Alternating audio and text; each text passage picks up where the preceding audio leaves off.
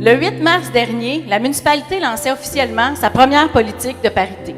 Cette politique se veut surtout un outil pour encourager et promouvoir la participation des femmes au sein de notre collectivité.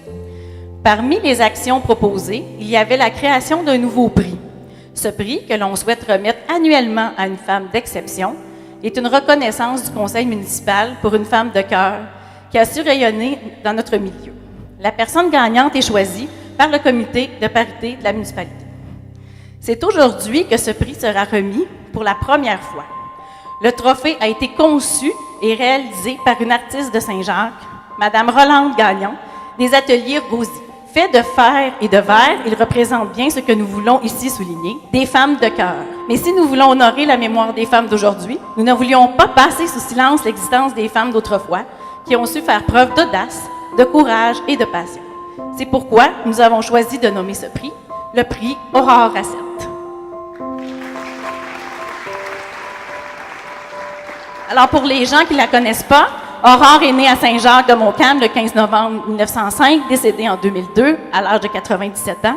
Alors, le prix Tant Aurore va être utilisé à tous les années et sa devise était, pour elle, « Servir est une devise ».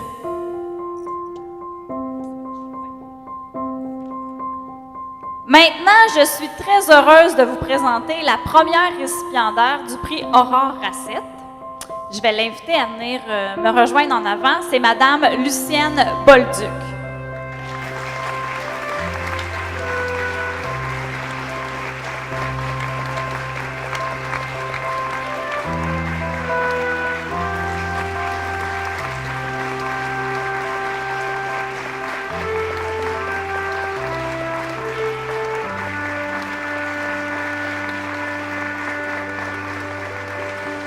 Alors, Madame Bolduc, ou Baudouin, c'est selon, est d'abord une personne remarquablement gentille et sympathique.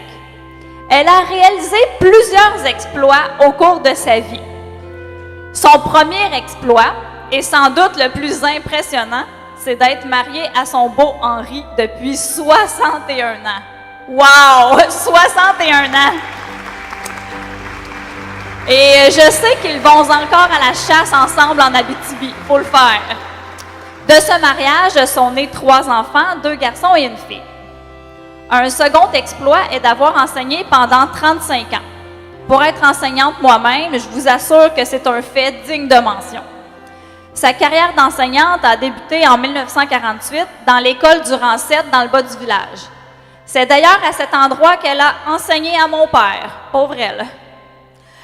Lorsqu'elle a quitté cette école, elle a demandé à ses élèves de se souvenir de la devise des optimistes. Est-ce que vous vous en rappelez? Pour vivre, il faut lutter. Alors, je suis certaine qu'elle a elle-même mis en pratique cette devise. Les 24 dernières années de sa carrière d'enseignante se sont déroulées au collège Esther Blondin, où elle a travaillé avec les élèves de 3e secondaire. Elle y a enseigné, entre autres, la géographie. Pour avoir parlé à certaines de ses anciennes étudiantes, elle était une prof engagée et passionnée. Elle savait rendre sa matière intéressante. Elle était aussi impliquée dans la vie scolaire et parascolaire, en accompagnant, entre autres, les élèves lors de voyages, comme à Toronto, par exemple. Donc, en plus d'être une femme, une mère et une enseignante accomplie, Lucienne a aussi décidé d'offrir son temps à la communauté. Tout d'abord, elle a été 17 ans sur le conseil d'administration d'Oreb, dont 11 années à la présidence. Elle bat tous les records de longévité de cette fondation. La foi a certainement une grande place dans sa vie, puisqu'elle continue régulièrement de venir se recueillir durant les 24 heures d'adoration. Et son implication se poursuit encore, puisque chaque année, elle cuisine sa réputée gelée de pommes qui est servie lors des soirées dégustation de vin et fromage d'Oreb. Et je vous assure que chaque convive s'en régale. Elle a également siégé 10 ans sur le comité de surveillance de la Caisse populaire des Jardins et elle a été 6 ans sur le comité de pastoral. J'oublie certainement plein de choses, mais bref, sa vie fut et est encore bien remplie et chacun de nous avons la chance de la côtoyer, de près ou de loin. En tout cas, pour moi, ce fut un immense plaisir et privilège de partir à la rencontre de cette femme et de sa vie. Elle est une vraie inspiration, Madame Bolduc, mes hommages et bravo.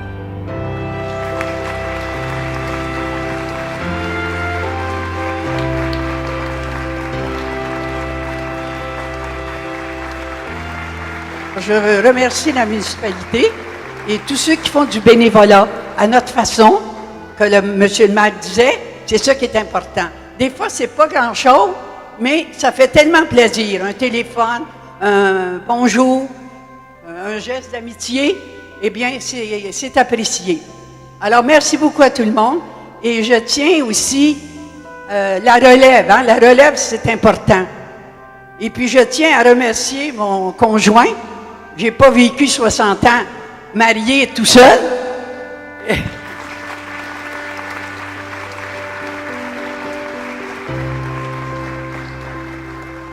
Alors, merci Henri. Henri ne m'a jamais refusé de faire du bénévolat. Je partais, je revenais à l'heure que je voulais, je rencontrais les gens. Et c'est tellement important le bénévolat parce que on ne s'aperçoit pas, on n'est pas rémunéré d'une façon peut-être en argent, mais on reçoit beaucoup plus qu'on a donné. Alors, c'est le message que je voulais laisser et merci beaucoup à tout le monde.